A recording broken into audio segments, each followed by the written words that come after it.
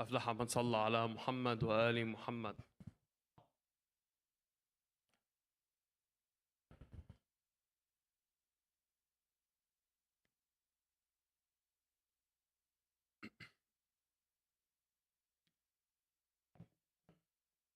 أعوذ بالله من الشيطان الرجيم.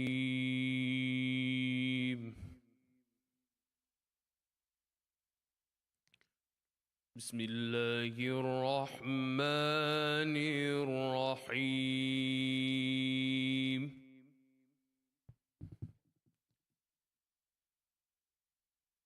وأزلفت الجنة للمتقين غير بعيد.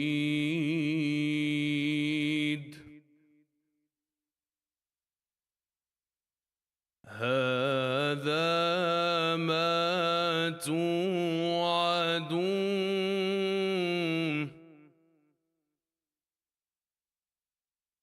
هذا ما توعدون لكل أواب حفيظ.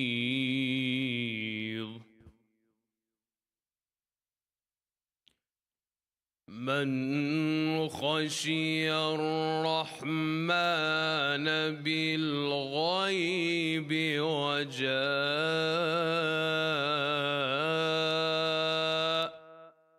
بقلب منيب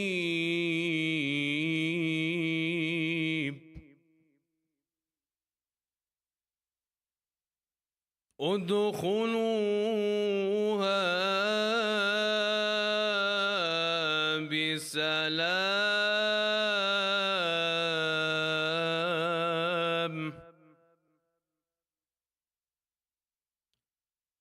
ادخلوها بسلام ذلك يوم الخلود.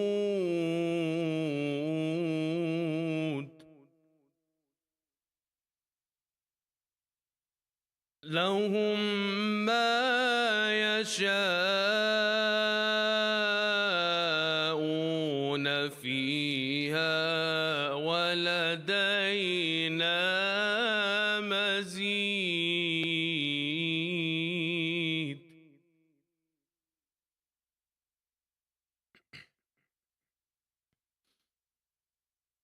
وأزلفت الجنة للمتقين غير بعيد.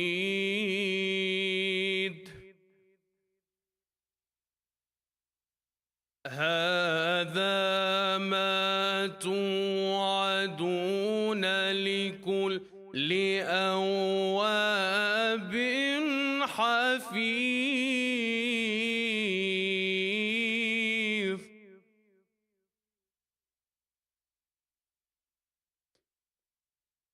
من خشي الرحمن بالغيب وجاء بقلب منيب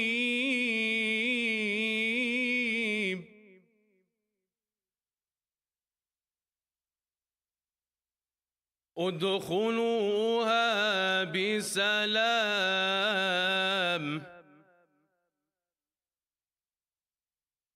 ذلك يوم الخلود.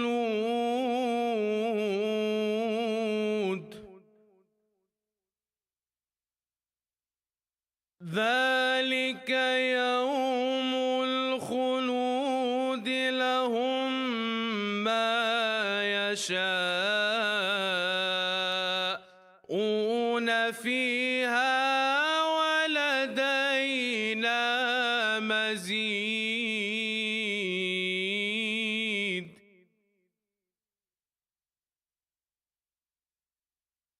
بسم الله الرحمن الرحيم.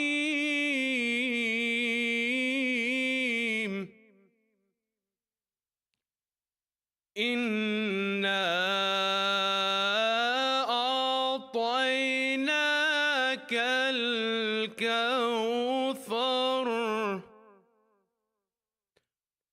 فصل لربك وانحر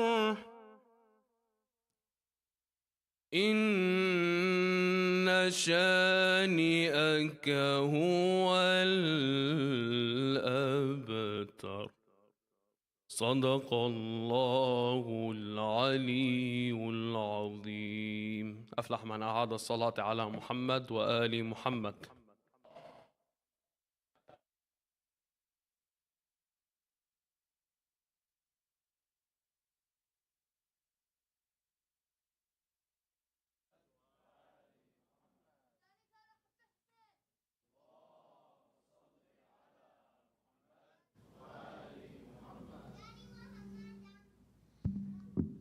وثالثة لتعجيل فرج مولانا صاحب العصر والزمان.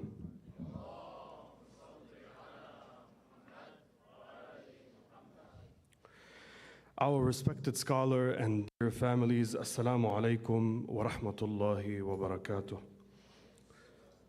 Peace be upon Hussein, upon Ali, son of Hussein, upon the children of Hussein, and upon the companions of Hussein. Peace be upon Ali Akbar, the young man, the son of Imam Hussein alayhi salam, who sacrificed his life for the sake of God and in defending or in defense of his father. For the love of Ali Akbar, sallu ala Muhammad wa ali Muhammad.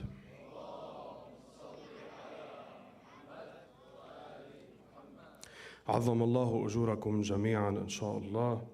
We will begin this evening with our nightly dua.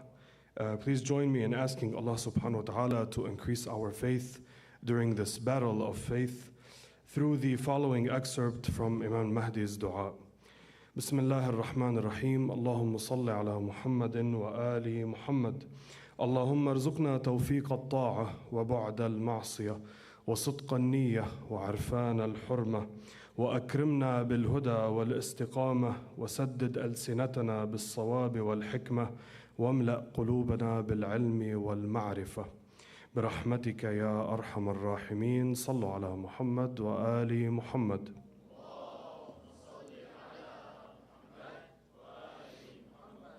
Please help me welcome Sayyid Ali al-Musawi for tonight's lecture with a loud salat ala Muhammad wa Ali Muhammad.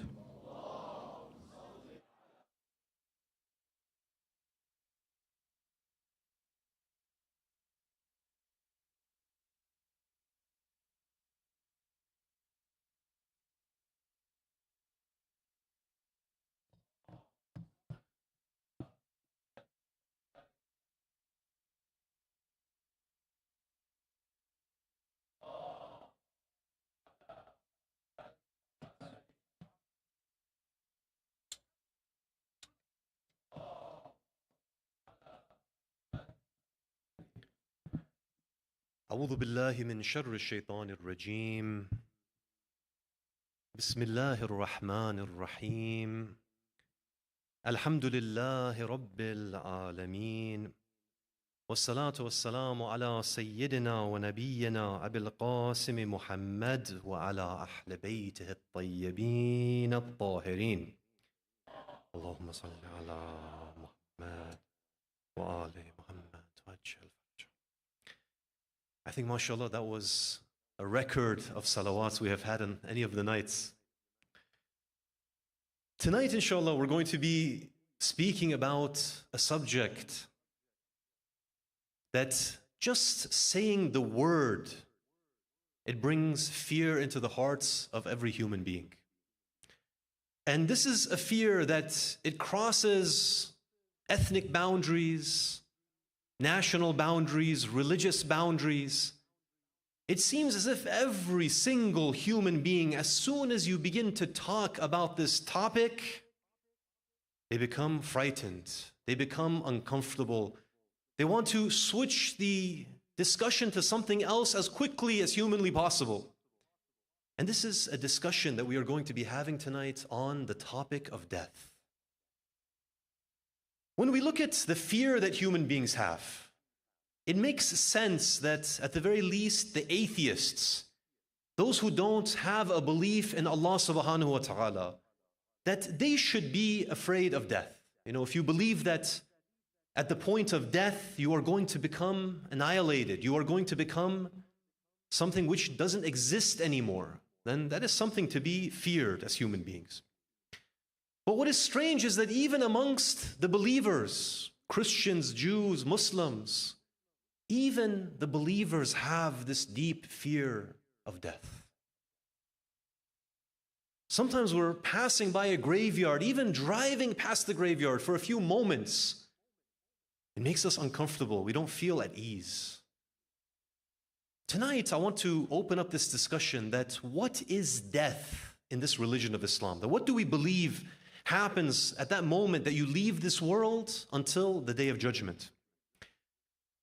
The question that I wanted to first begin with tonight is this question that why is it that we are so afraid of death? I'm going to mention 3 points tonight, inshallah. The first point that we are incredibly afraid of death is that death is the great unknown. We are comfortable with our lives here. If you look around, we know that if we do something in this world, that there is a reaction, something is going to happen. And we've been living in this life, we've been doing the things that we've been doing for many years now. We've grown comfortable with this. And it is something that we know and we recognize. But when it comes to death, even for the believers, it's something which we don't really know what is going to happen. And of course, we're believers. We have belief that Allah subhanahu wa ta'ala, He says that there is going to be X, Y, and Z which is going to happen. If you are a good believer, if you do the things that you are supposed to do, it's not going to be a bad experience. But at the end of the day, it's something that we don't know about for sure. And so there's always that uncertainty, there's always that doubt that we have. The second reason that we fear death, and this is a little bit hard to discuss for us, is that we are primarily living for this dunya. Now you might say, Sayyid, we are from the believers, we pray, we fast, we go on the Hajj pilgrimage, we do all of these different things for the sake of the akhirah. What do you mean that we are primarily living for this dunya?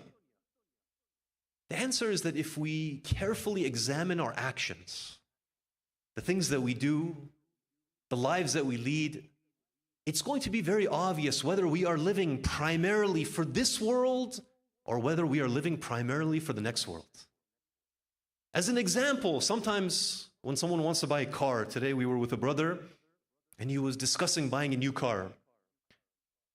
When we want to buy a new car, one of the things that we tend to do is that we say, okay, we can buy a car for $25,000, but we want the extra nice version. We want the 50, the 70, the 80, the $100,000 model. Even though we'd be perfectly fine with the $20,000 or $25,000 one. So we spend money when it comes to an issue like that. But when it comes to an issue of, for example, an orphanage, a masjid, someone that is in need, then maybe we will give $100, $200, $500, even though we know with certainty Allah has promised us that you need to build up that akhirah. Whatever you spend in this world, you're going to find it there. It's not going to disappear. But what we find is that we are primarily spending money for our lives here so that we can be comfortable here. Now, this is not to say that we shouldn't spend money, and this is an important discussion, that we should be comfortable in this world. We should spend money on our families and ourselves so that we have ease. But one of the points is that we need to recognize that this world is a transit. No one is going to remain here forever. So the question that we need to ask ourselves is that, are we living primarily as if we are going to be here forever? And I think the honest answer is that when we look at the homes that we're buying, the struggles that we are having, the anxiety that we have, we are primarily looking to have the maximal comfort in this world as if we are going to be here forever. The third reason is that when we look at the way that death and dying and the akhirah are described to us, and this is perhaps not anyone's fault, it's the way that they were taught as well. But when you go to Sunday school, when you go to even the masjid sometimes, and they are describing death and what is going to happen in the grave, for example, it is one of the most horrifying descriptions. They say that, for example, in the grave, there's going to be snakes, there's going to be scorpions, there's going to be adab, there's going to be all of these horrible things that are going to happen to the sinner. And so it creates this fear from a very young age that, my God, this is one of the worst things possible. And so we begin to cling towards life, that even though we believe in the akhirah, we believe that the Quran and the hadith, but still, due to all of the things that we've heard, there's at least that little bit of fear about what is going to come. Now, one of the things that we wanted to discuss tonight is that when we look at a hadith by Imam Sadiq alayhi salam, the Imam, he makes a very beautiful point. He says that the way that the people live their lives, and we should include ourselves in this category, the way that the people live their lives, he says that they look at death as if it's something which is not a certainty. And he says the following. He says that God has not created any certainty like death, while the people treat it as if it were a doubt in which there were never any certainty. And so the Imam is pointing to this reality that the way that predictably we live our lives is that we try to close our eyes to the fact that we are going to die one day. And no matter how many people we accompany to the grave, by the way, as you get older, that process accelerates. You see more and more people passing away. No matter how many people we accompany to the grave, it's as if in the back of my mind, I'm thinking to myself that they died. I'm certain about that because I saw them lowered into the grave, but I won't die. I'm going to be on the face of this earth forever. And so we're practically living our lives as if we are immortal. We're these immortal beings who are never going to leave this earth. Now, the question that comes tonight is that should we have fear of death? And the answer, according to the Ahlul Bayt, when you look at the varying narrations, and they have some narrations where they speak about how horrible death is for some people, and they have other narrations where they speak about how pleasant and beautiful death is for others. The answer comes to this question, that how am I living my life here? Because if we live our lives in the proper way, we do what we have been asked to do by Allah, then death is going to be something that is incredibly beautiful, that what waits is more beautiful than anything that we could ever imagine. But if we live the opposite, and we don't prepare, we live for this dunya, this is our plan A and our plan B, then we have the other traditions from the Ahlul Bayt which say how difficult and how painful of a process it's going to be. Here I wanted to mention a narration by Amirul Mu'mineen Ali ibn Abi Talib alayhi salam, where he describes the final moments of an individual who has lived his life for the sake of dunya. And every time I read this, we're going to be reading the translation of it, and it's so powerful. I imagine that if Amirul Mu'mineen had been the one speaking it, imagine how much more powerful that would have been for the people of that time. There's one of the sermons in the Nahj al-Balagha by the name Khutbatul Muttaqeen, that one of the companions of Ali ibn Abi Talib alayhi salam, he kept asking the Imam, Ya Imam, please tell me the signs of the pious ones, those that have taqwa. And every time that he would ask, the Imam would kind of sidestep. He would say that, he would give him some answers, but he wouldn't give him what he really wanted, the full lecture. And he continues to ask, One time Amirul Mu'mineen, he goes over and he begins to deliver this sermon about the signs of those that have taqwa. And suddenly Hammam, he was the companion of the Imam, who's hearing this. He was so moved by the power of these words that he actually passes away and he dies in that moment. Amirul Mu'mineen, when he speaks, it is as if he is speaking from the tongue of the one going through the experience. In this one sermon of the Nahj al-Balagha, Amirul Mu'mineen, he begins by saying the following. Inshallah, I'll read through this. He says that whatever they were ignoring has befallen them. And this is a reality I think that all of us can acknowledge, that we are ignoring death. It is as if we're never going to die. The separation from this world from which they thought themselves safe has come to them, and they have reached that which they were promised in the next world. Then the Imam, he says that whatever has befallen them, it cannot be described. And so the Imam here, he's describing someone that is on their deathbed. Just imagine someone that is sitting on their deathbed, lying down, and the process of death has begun. So they're surrounded with their family members, and they have come to the conclusion, they have come to the realization that this is it. This is the moment. The Imam then continues, and he mentions two things that are worrying this individual that is in the process of dying. He says, the pangs of death and the grief for losing this world have surrounded them. Now it's interesting that the Imam, he mentions these 2 points. He says, number one, this individual is going through the pangs of death, meaning that when the body begins to shut down, when organs begin to fail, there is a type of discomfort, there is a type of pain that the person is going through. But the Imam says that this isn't the only thing that the person is going through. In fact, there is something which maybe it's even greater for them.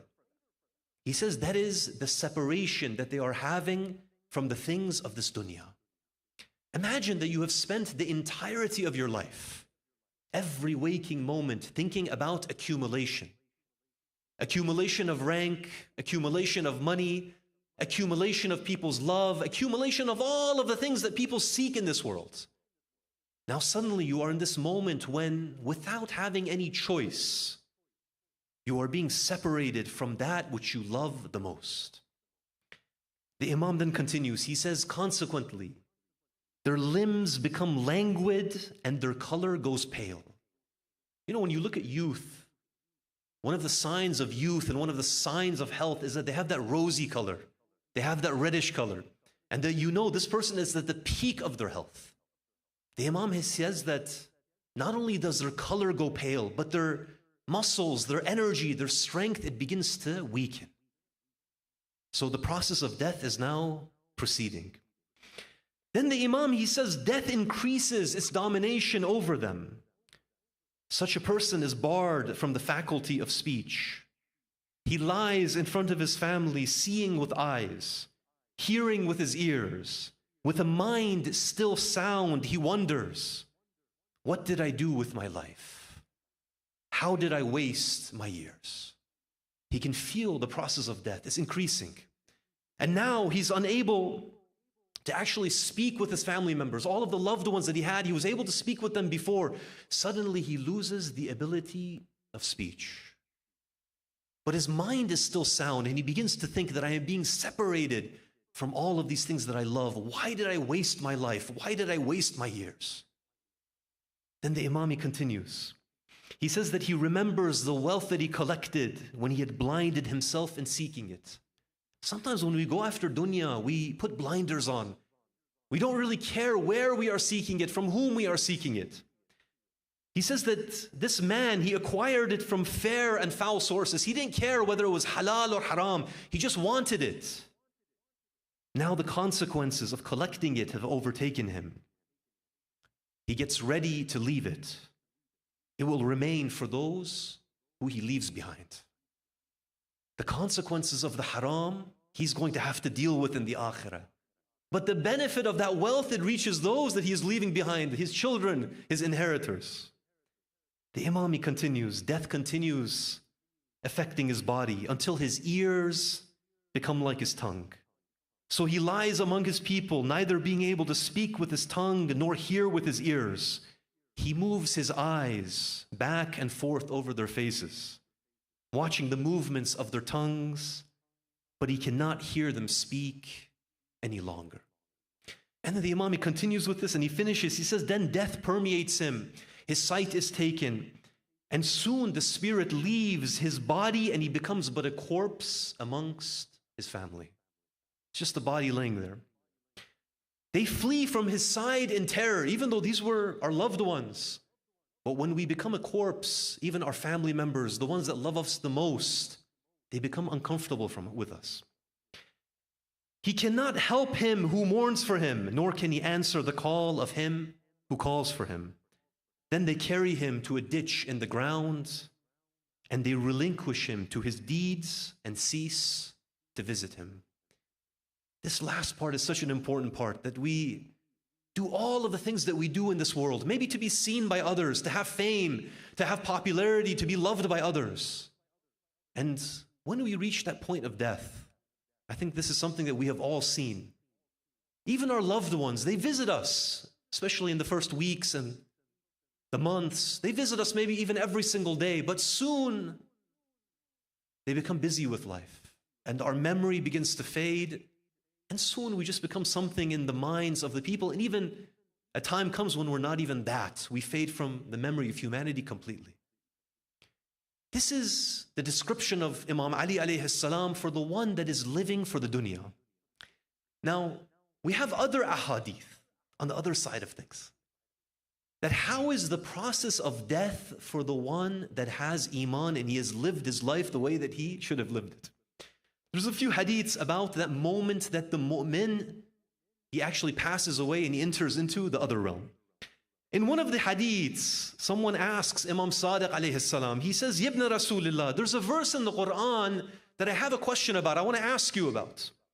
The verse in the Quran, it says, لَهُمُ الْبُشْرَى فِي الْحَيَاةِ الدُّنْيَا وَفِي الْآخِرَةِ. That this verse, it says that for them there is good news in the life of this world as well as the akhirah. Ibn Rasulullah, what does this verse of the Quran mean? Imam Sadiq alayhi salam, he turns to the man, he says that at the moment of death, when you enter into the other realm, what happens is that the first people you see are going to be Rasulullah, and you are going to also see Amirul Mu'mineen.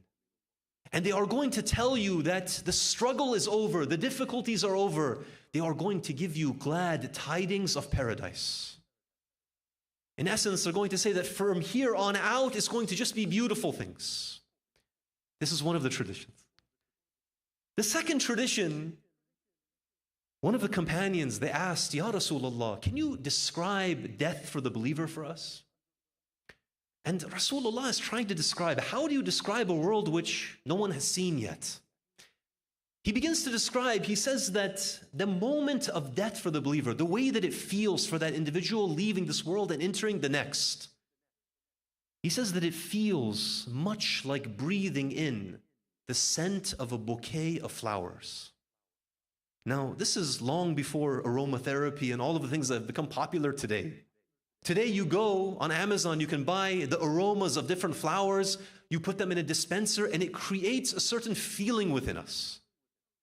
You feel a sense of exhilaration, you feel joy sometimes, you feel calm based on the aroma that comes from those flowers and those trees. Rasulullah, he's trying to describe that when you take that bouquet of flowers, you breathe it in, that sense of ease that comes over you.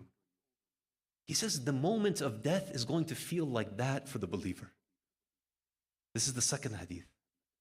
The third hadith, the Ahlul Bayt, they mention the following. They say that the moment of death for the believer, how does it feel?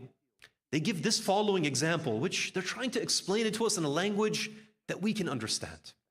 They say that the moment of death for the believer, imagine this. Imagine that you have been wearing the same set of clothes for the past 6 months.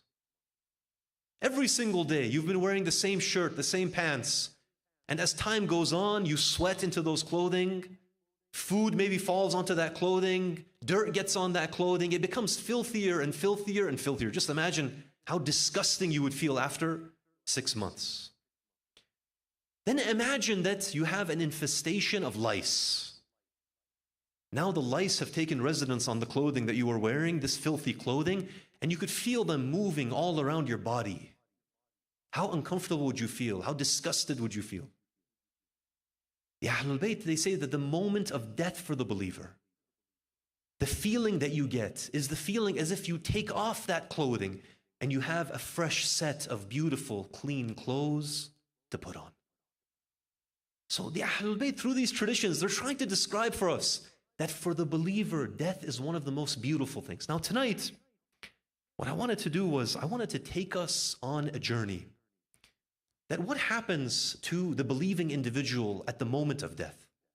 And I'm hoping that when we finish the session tonight, not only will that fear of death be gone from us, but I'm hoping that there's even going to be a sense of anticipation, maybe a sense of eagerness towards death.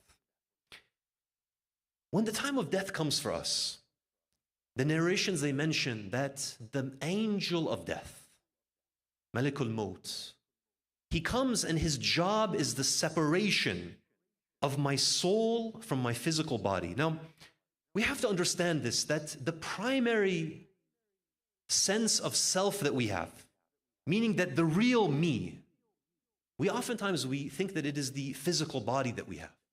This is actually not the case. The real me is actually the soul that resides within the body, and it is integrated into the body.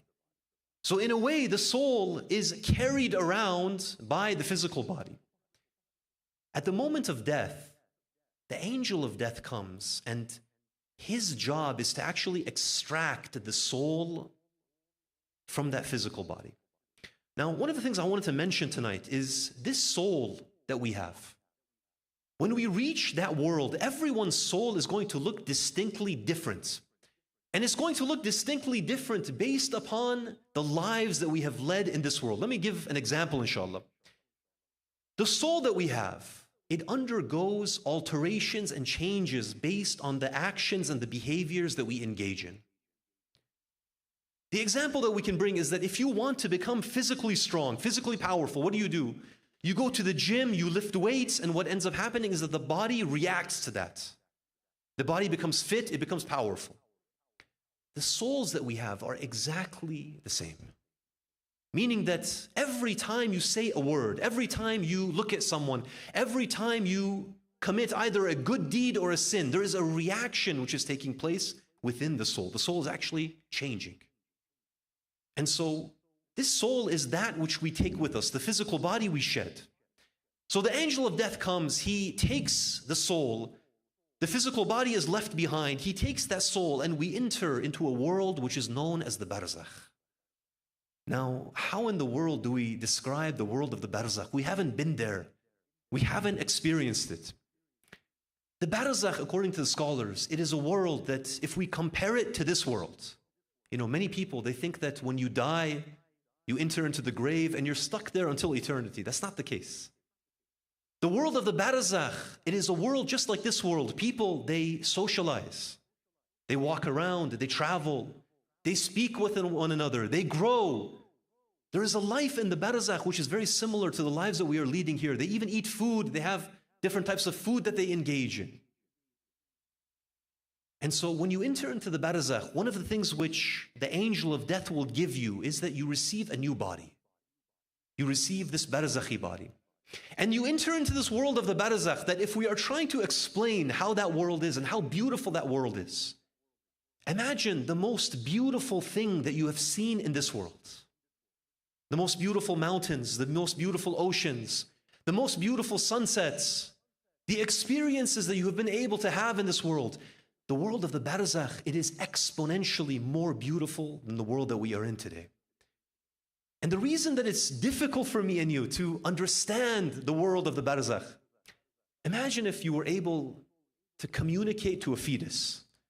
Just imagine that we have some sort of new technology, maybe Elon Musk, he develops the ability to communicate with a fetus that is in the womb of its mother. And so you begin to speak to this fetus and you say, "Oh fetus," hopefully you've given it a name or something, you don't just call it a fetus.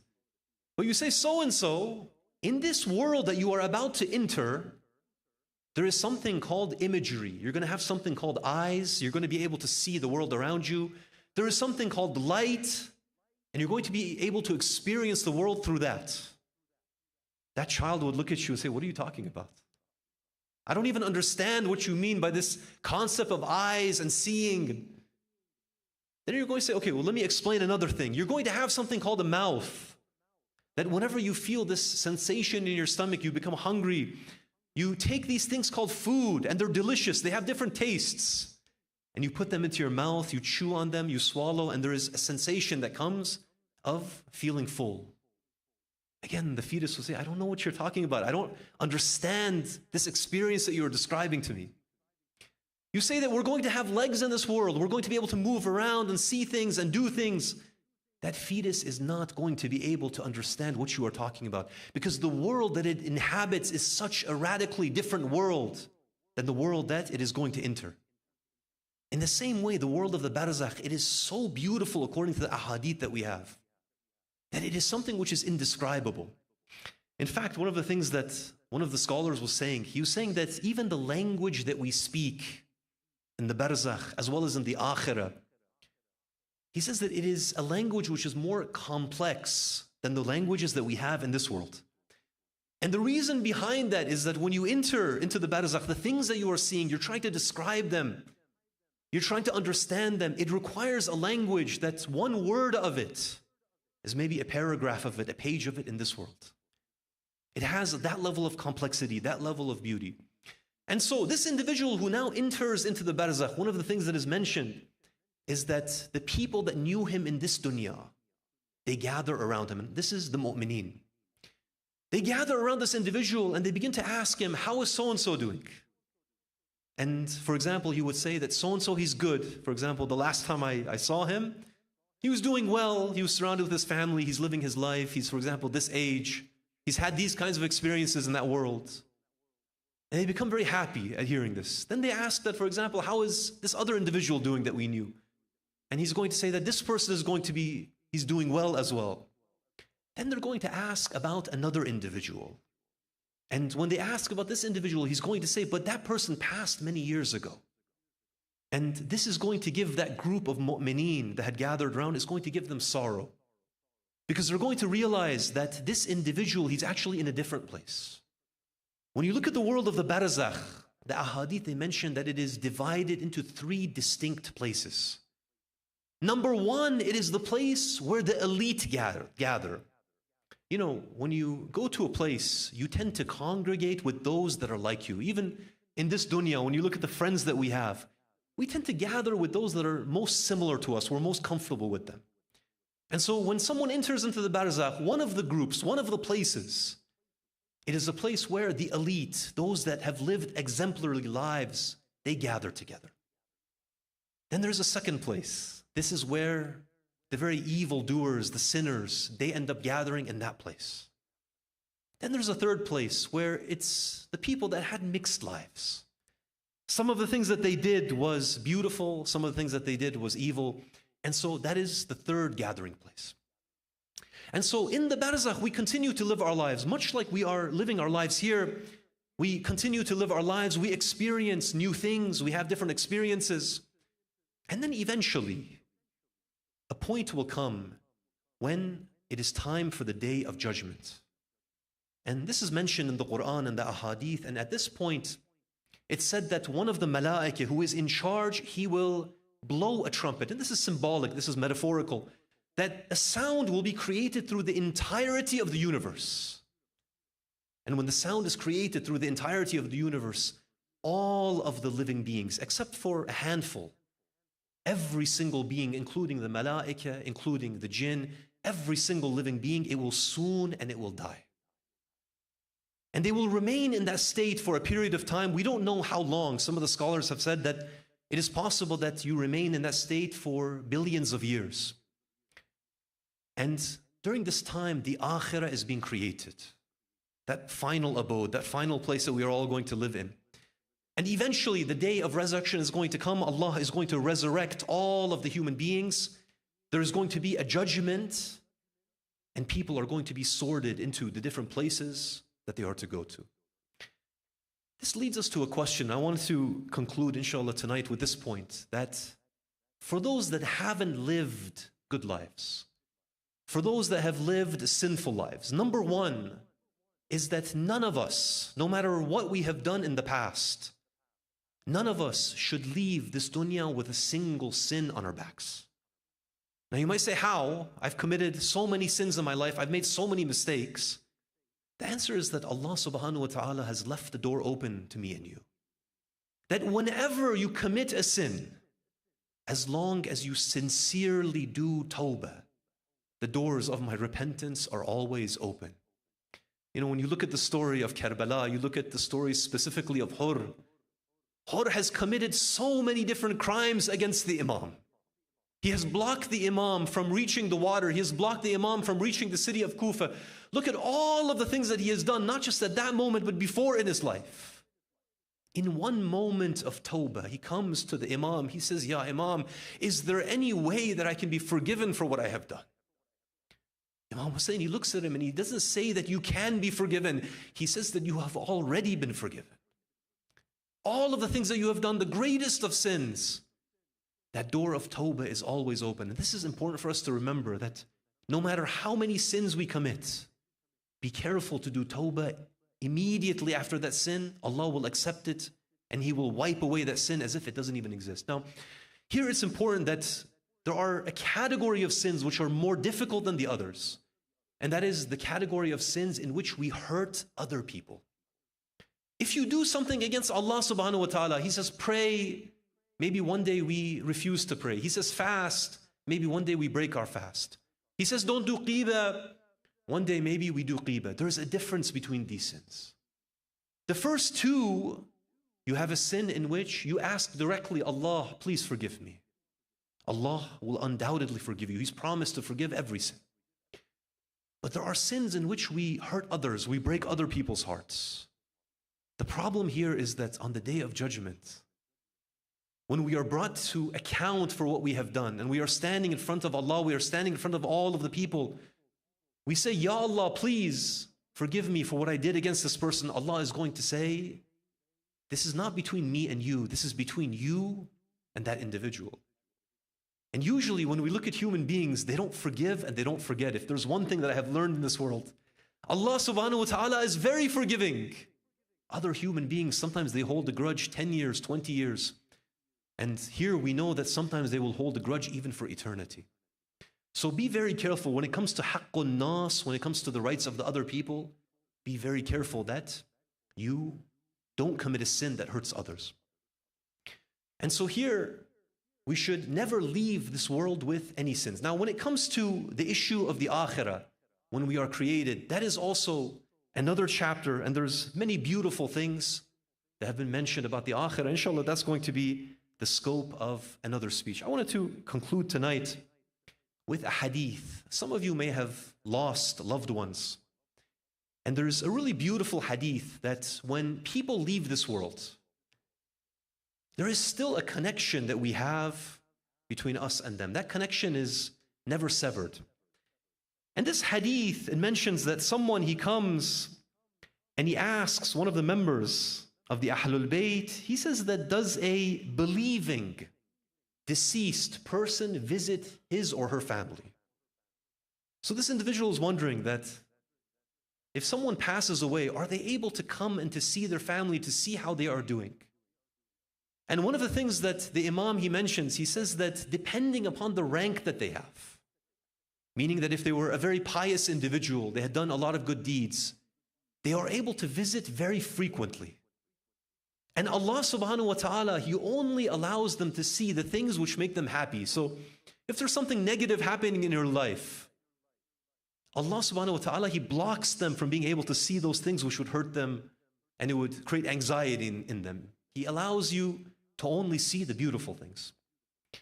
And then as your rank goes lower and lower, let us say that there's an individual that has committed sins here and there, your ability to visit, it is reduced, meaning that maybe you can only visit once every few days instead of every single day. Maybe you can visit once every week or even once every month. And so this is where it comes to the reality that the higher of rank you have in the akhirah, the more open your hands are in visiting your loved ones and seeing them. Inshallah, we do dua that Allah subhanahu wa ta'ala, He forgives all of our sins and that He gives us a lofty rank, especially by the right of Muhammad wa Ali Muhammad. Sallu ala Muhammad wa Ali.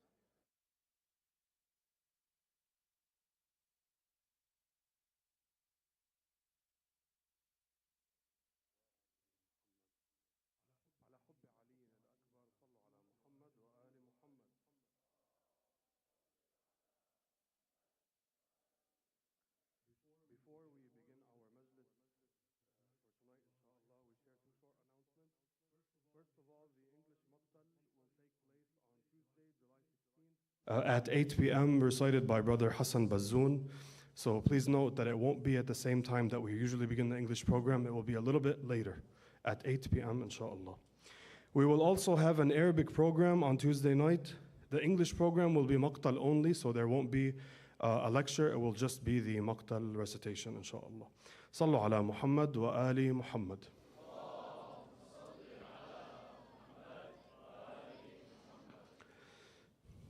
To all my younger brothers who search for a role model to follow and look up to, I invite you to take a look at Ali Akbar and make the comparisons and contrasts you wish to make. Every person has a story, a point at which it begins. Ali Akbar from a family completely free of sins, named by Hussein after his grandfather Ali, that the name would never die, nor the history. His body strong and built, despite his average size, his face glowing in beauty, a striking gaze and eyes. Looked down more than up, a modest young man, applying what God ordered as best he can. O God, witness, Hussein said in Karbala, Akbar, who's emerged to battle, is the most like Rasulullah. In appearance, in matters, in appearance, in manners, in the way he speaks, in his values, in his religion, in the goal he seeks. And when encountered with challenges and life's tragedies, instead of complaints and cries and feeling defeat, he asks his father, are we not on truth's side? Yes, then God will surely guide. I fear not if death I fall upon, or I be whom death will fall on. In battle he was fierce, a warrior of great. In battle he was fierce, a warrior of great might. And yet when his mother was broken, he consoled her plight. He hugged and kissed her and paid his respects. O mother, my sole ransom for Hussein, just like the rest. And his father he always revered and highly honored, fighting in his defense until killed and martyred. This is not just a story we've repeatedly told. This is a lesson for you, dear brothers, with values to hold. After tonight's majlis, after every tear and plea, pray, O God, make me like Akbar Ali. Pray, O God, make me like Akbar Ali. Sallu ala Muhammad wa ali Muhammad.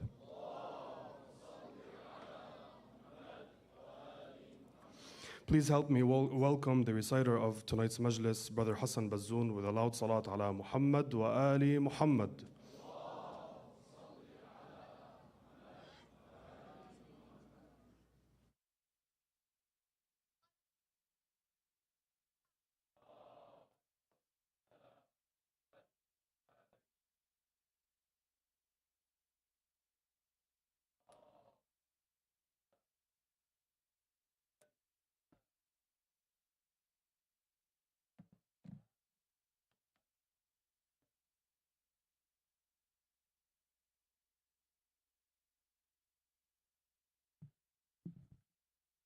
على حب الزهراء البتول رحم الله من أعاد الصلاة على محمد وآل محمد.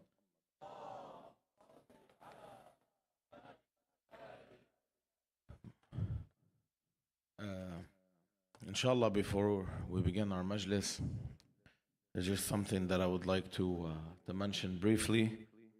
أول شيء السلام عليكم ورحمة الله وبركاته. Brothers and sisters, lovers of Imam Hussein alayhi salam. I was going to mention this anyways, but also, subhanAllah, the brothers requested that I make a specification today as well. I just wanted to mention that whoever of you is able to contribute financially towards the program, or knows someone who's able to contribute financially, and inshallah you're able to give what you can give, as generous as you can be, and inshallah you will be rewarded by Aba Abdullah al-Hussein alayhi salam And from the experiences we've had, Allah subhanahu wa ta'ala always returns the money that we contribute. Sometimes, if not the same amount, more. I don't want to say double and triple. I don't want to, do that. But Allah subhanahu wa ta'ala is the most generous. And He will surely reward you in this dunya and in the akhirah. However, the program is in need of financial contribution. And then the specification that the brothers wanted me to mention is that they are seeking a monthly recurring donations.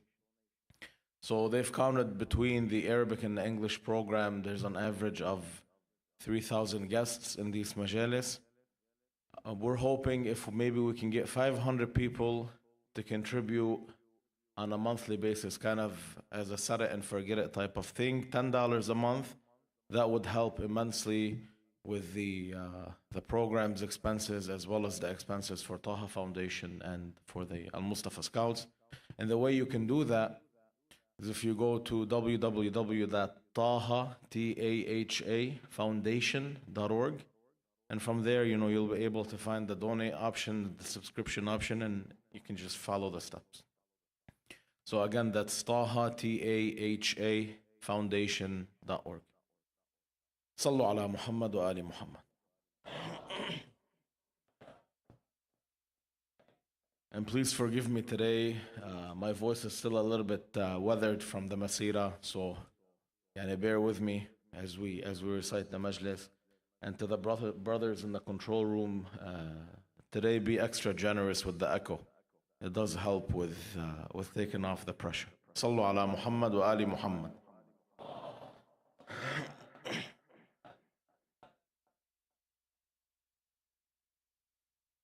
To Karbala, with our hearts we go to our beloved Imam Hussein alayhi salam to tell the tragedy of his son Ali Akbar salamullahi alayhi. Sallallahu alayka ya Sayyidi wa ya Mawlaya ya Rasul Allah wa ala alika al-mazlumin.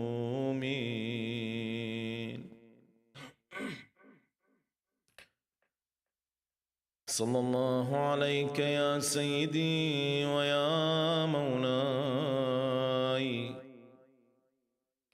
ya Aba Abdullah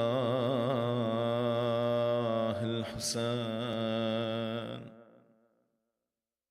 May the peace of Allah be upon the benevolent heart of Imam Hussein. May the peace of Allah be upon you, Aba Abdullah.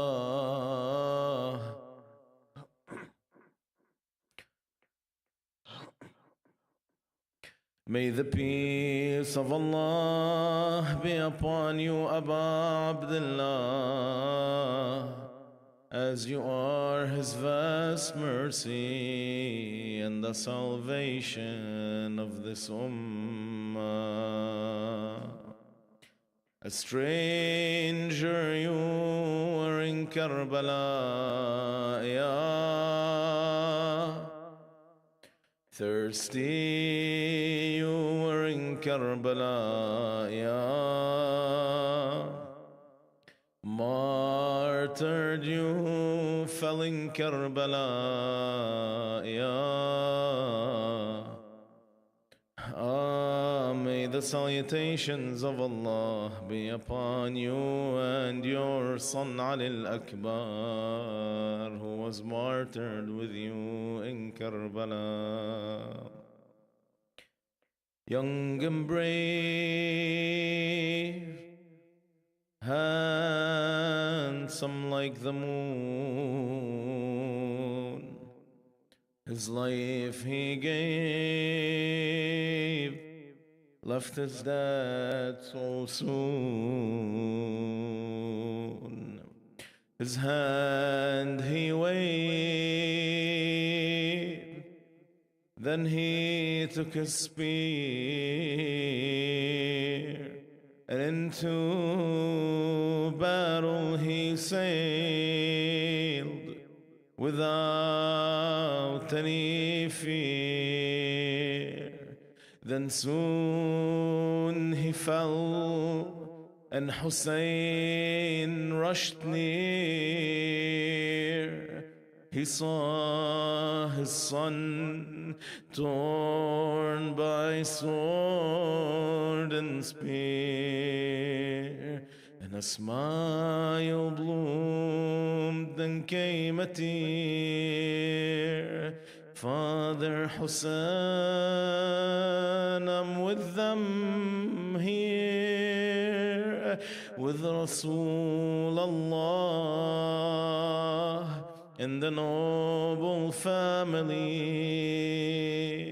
Ali Akbar gone so soon. Hussein saddened in Karbala's dunes. Ali, my son, where have you gone?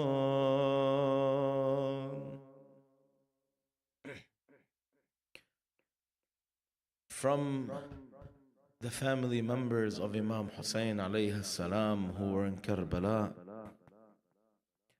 was his brave son Ali Akbar, who was in his early 20s. And Ali was beloved to Imam Hussein dearly. And he resembled his grandfather Rasulullah sallallahu alayhi wa alihi wasallam closely. And Imam Hussein alayhi salam would often say, when we longed, when we missed, when we longed to look at Rasulullah, we would gaze upon the face of Ali Akbar. He was a young man, faithful, brave, strong, compassionate, and always in the service of his parents. And though Ali was young, he was full of wisdom and knowledge, and he knew where haqq was and where falsehood is.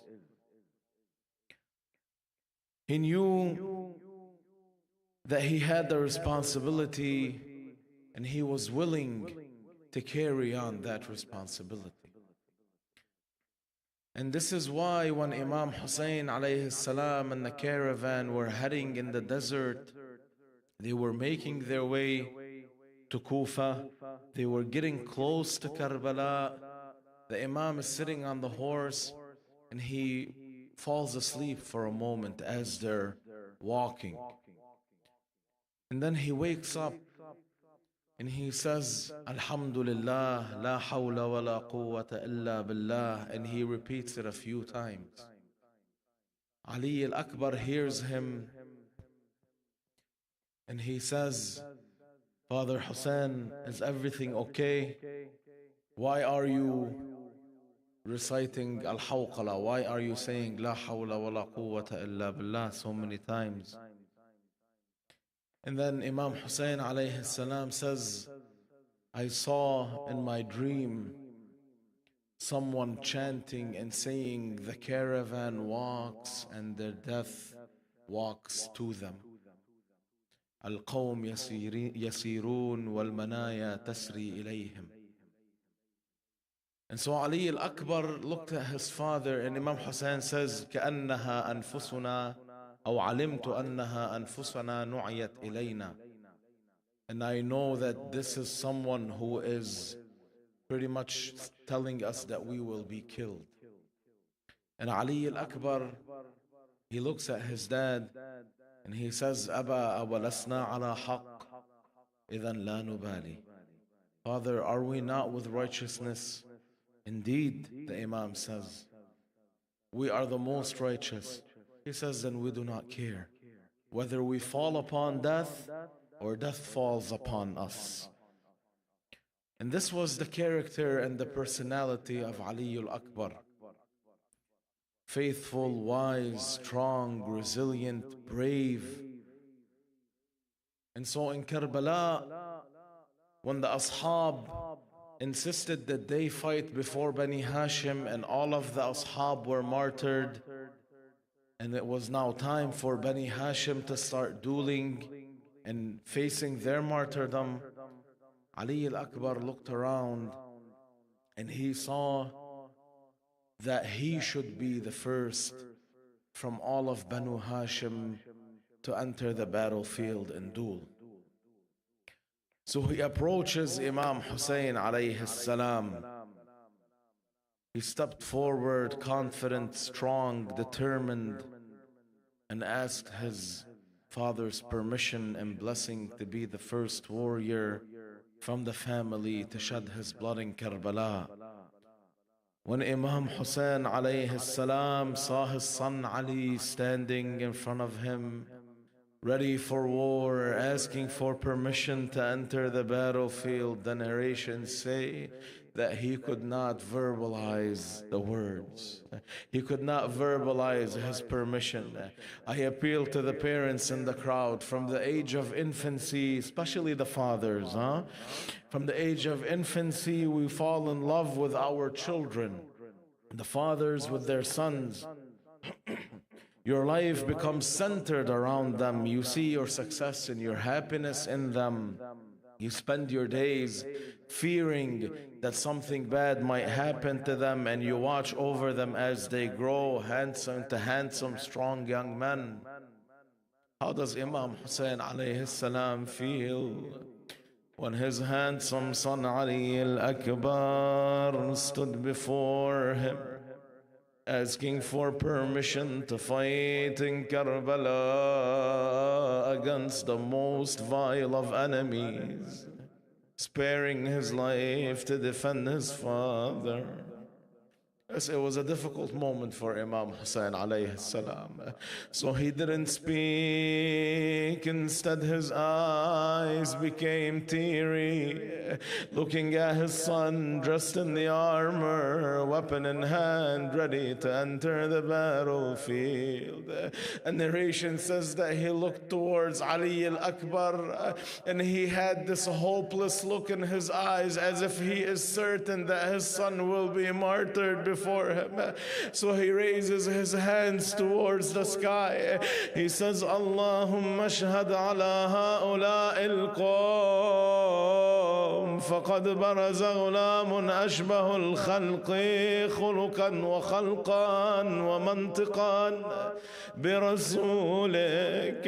Ya Allah, bear witness upon these people, for a young man has come forward to them, a young man who resembled your messenger in his appearance, in his morals, in his speech the most. And whenever we longed for your messenger, we would look at Ali's face. Ali Akbar, when he heard this from his father, he knew that Imam Hussein had granted him permission. But before entering the battlefield, he went to his mother and sisters and to his aunt Zainab and bid them farewell. Then Ali Akbar got on the horse. He took his sword and entered the battlefield. As he charged forward, Imam Hussein alayhi salam calls to Umar ibn Sa'd. He says, Ay Umar, qata Allah rahimaka kama qata'ata rahimi. Ya Umar ibn Sa'd, may God sever your lineage as you severed mine, and may Allah send someone to kill you on your sleep. The land, the sand began to tremble. This is the warrior Ali Akbar entering the battlefield. With the forward of Ali, men began to crumble. Beasts, they appeared from far away, but sheep, when Ali arrived, and began to slay. Ali Akbar charged them, saying, Ana Ali ibn al-Husayn ibn Ali. نحن وبيت الله أولى بالنبي. I am Ali, the son of Hussein, the son of Ali. From the son of Ali, يعني from Imam Hussein, from the son of Ali, there came Ali, wielding his sword ever so bravely, chanting praise of his father loudly. I am Ali, son of Hussein, the son of Ali. Hear me roar, fear my fury. My sword today scribes for history that in Karbala I fought fiercely to defend Hussein and the daughters of Ali. يعني Zainab salamullahi alayha and her sisters. Ali Akbar fought fiercely and bravely. Ali Akbar fought fiercely and bravely, killing many opponents who came to duel against him. When Umar ibn Sa'ad saw his might, he sent forward a vicious warrior named Bakr ibn Ghanim to fight Ali Akbar. Imam Hussein alayhi salam was watching his son duel, and then when he saw Bakr ibn Ghanim come forward, his facial expressions changed. The mother of Ali Akbar, Layla, she noticed the evident worry in the Imam's face. She says, Aba Abdullah, has any harm come to my son? Imam Hussein says, no, Ya Layla, but a fighter has come to him that I'm worried about. Ya Layla, pray for your son, for I have heard my grandfather Rasulullah say that Allah does not reject the prayer of a mother for her children. إلهي بغربة أبي عبد الله, bring him to me, my Lord, once more, lest I forget his charming face before this war. Bring him to me, my Lord, once more,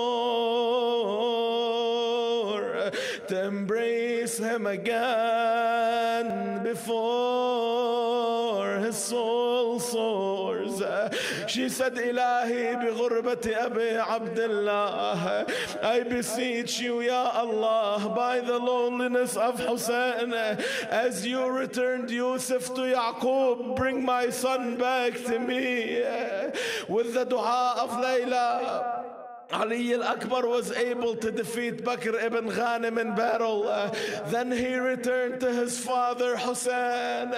But how did he return to Abu Abdullah? Exhausted from thirst, covered with wounds, bleeding through his armor. He said, Father Hussein, the thirst is killing me, and the weight of my armor is exhausting me. Don't you have any sip of water to give me, so I may regain my strength against these enemies? Imam Hussein, when he heard this from his son, his eyes filled with tears. He cried for Ali's condition. He says, Ya Ali, I have no water. How hard is a statement for a father like this to say? Son Ali, fight for a bit longer and you will soon meet your grandfather Rasulullah, who will quench your thirst from his cup of water, after which you will never be thirsty again. And before returning to the battle, Imam Hussein tells him, make sure you go and see your mother, wallah, it's time. So he goes to the tent, he gently embraces Layla. She says, Waladi Ali, you must depart, that I know. Your handsome face will lose its glow. Over you my tears will forever flow, and my heart shall be forever hollow. How can a mother in Karbala fare this grief over you? Even mountains cannot bear. But don't hesitate, my son, though I weep. Defend your father, and your life do not spare. Yes, Ali Akbar bid his final farewell to his mother. Then he returned to the battlefield. He continued fighting valiantly, but he has now grown too exhausted. And one of the enemies notices him. He says, by God, I am going to shatter the heart of his father. Then he charges Ali Akbar from behind, and he dug his spear into Ali Akbar's back. When Ali was stabbed, he leaned forward on the horse. Then another man came and struck him on the head with the sword. Ali Akbar calls to Imam Hussein. He says, Aba Abdullah, this is Rasulullah giving me the cup of water that you promised. And he says, there is one waiting for you. Then the blood from Ali's wounds covered the horse's eyes. So the horse trotted towards the enemies, and they showed him no mercy. Instead, they savagely attacked him from all sides, with their swords, with their spears, with their arrows, until he fell to the ground. Imam Hussein alayhi salam fought his way to his son Ali Akbar's location. They rushed towards Ali Akbar.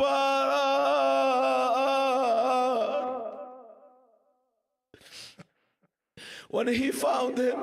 How does Imam Hussein alayhi salam find Ali Akbar in that condition? One narration says that when the Imam saw Ali Akbar, he threw himself off the horse directly onto Ali. He found him torn from limb to limb, wounded in every part of his body. He embraced his son. He put his cheek on Ali Akbar's cheek. He says, Bunay qatal Allahu qawman qatalu kama ajra'ahum ala ar-Rahman. Son Ali, may Allah kill those who killed you. How audacious are they against Allah and the sanctity of His Messenger. Then he says, على الدنيا بعدك العفا. Son Ali, after your loss, what's this life even worth? You are leaving the calamities of this dunya, but your father remains to endure them without you. Yes, then Imam Hussein alayhi salam, he signals, he calls to the Bani Hashim. He tells them, bring a tarp so that they can put Ali Akbar on the tarp, because he cannot be carried in one piece. And they take him back to the camp. When they brought the body back to the camp, Sayyida Zainab ran to console her brother Imam Hussein, weeping over her nephew. Ali rah,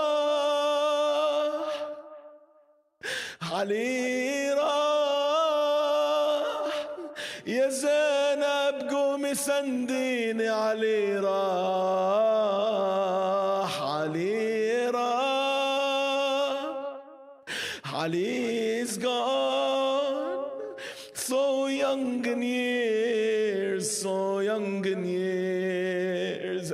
I watched him grow, as if the Imam is telling this to Sayyida Zainab, to me so dear, and now I stand helpless near my son who's maimed in Karbala here. Then when Layla came to see the body of Ali Akbar, she tells Abu Abdullah, she tells him, she says, please ask the men to leave the tent. I want to weep over my son. Habib Ali, who tore your back with a spear. Habib Ali, tell me who struck your face so dear. I raised you young, I raised you young since your hands were small. In the dark of nights to me you would call. Today, today I sit over your body, torn and mauled. I hope to grow old with you by my side. But for you, Habibi, in Karbala, I cried and cried. Ya Karbala, Ya Karbala, brutal is your pain. Ya Karbala, you broke the heart of Hussein. Ya Allah, we ask and call upon you by your greatest name, the mightiest, the most honorable, that you send your blessings and praise upon Muhammad and the family of Muhammad, and that you accept of us our worship. We ask that you send your mercy upon the dead of the believing men and women. We ask you by Hussein the martyr and his mother and father, whoever was in this gathering of ours and has a need, that you fulfill it for them, in particular those who have requested that we do dua on their behalf. We ask you, whoever in this gathering of ours and is sick or has a sick family member, that you heal them and cure their ailments. We pray that you relieve the suffering of all those oppressed, especially the people of Palestine. We ask you to deckle the innocent martyrs of Gaza with mercy and heal the wounds of its survivors. We pray that you bring your aid and victory upon those fighting against Israeli evil, and that you bring about the defeat of the cancerous Israeli Zionist entity, and that you hasten the return of our beloved 12th Imam, Ajjalallahu Ta'ala Farajah, and that you write our names amongst his supporters and aiders. And we ask you that you protect our maraja and scholars. May the peace of Allah be upon the noble Hussein, the children of Hussein, the family of Hussein. May the peace of Allah be upon Al-Abbas, the brother of Hussein, and Zainab, the sister of Hussein. Inshallah, we'll recite the ziyarah together. Allahumma salli ala Muhammadin wa ali Muhammad. Bismillahir Rahmanir Rahim. السلام عليك يا أبا عبد الله السلام عليك يا ابن رسول الله السلام عليك يا ابن أمير المؤمنين وابن فاطمة الزهراء سيدة نساء العالمين السلام على الحسين وعلى علي بن الحسين وعلى أولاد الحسين وعلى أصحاب الحسين السلام على أبي الفضل العباس أخي الحسين السلام على الحوراء زينب أخت الحسين السلام عليك يا أبا عبد الله وعلى جدك المصطفى وأبيك المرتضى وأمك الزهراء وأخيك المجتبى والتسعة المعصومين من بنيك النجباء. السلام عليك وعلى حفيدك الطالب بثارك صاحب العصر والزمان. اللهم كن لوليك الحجة ابن الحسن صلواتك عليه وعلى آبائه في هذه